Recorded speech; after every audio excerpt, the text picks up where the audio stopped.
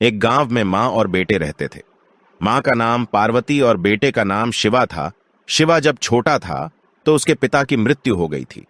पिता के मृत्यु के बाद शिवा और उसकी माँ एक छोटे से कमरे में रहते थे। उसके पिताजी एक हलवाई के दुकान पर काम करते थे। जब शिवा के पिता की मृत्यु हो गई तब दुकान के मालिक ने उसकी माँ को नौकरी दे दी।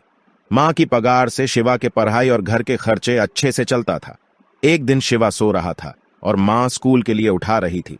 शिवा ने माँ की आवाज सुनकर झट से उठ गया और स्कूल के तैयारी में लग गया। माँ ने जल्दी से उसे टिफिन दिया और वह टाइम से स्कूल से चला गया। शिवा के स्कूल की छुट्टी 2 बजे होती थी। वह स्कूल से छूटकर हलवाई के दुकान पर जाया करता था। दुकान के मालिक ने शिवा के घर के हालात देखकर उसे भी दुकान पर रख लिया था। शिवा हमेशा ईमानदारी से काम करता था। पार्वती हमेशा शिवा को ईमानदारी और सच्चाई की कहानियां सुनाया करती थी और उसको जीवन में आगे बढ़ने के लिए हमेशा सच और ईमानदारी की शिक्षा देती थी। एक दिन दुकान के मालिक ने सोचा क्यों ना इस बच्चे की परीक्षा ली जाए।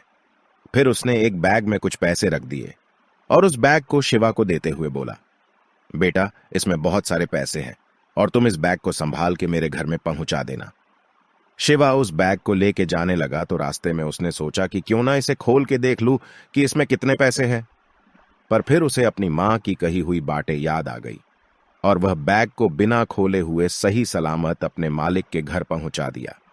दूसरे दिन जब शिवा दुकान पे पूछा तो उसके मालिक ने उसे अपने पास बुलाया और उसका पीठ थपथपाया और बोला कि तुम एक ईमानदार लड़का के हो।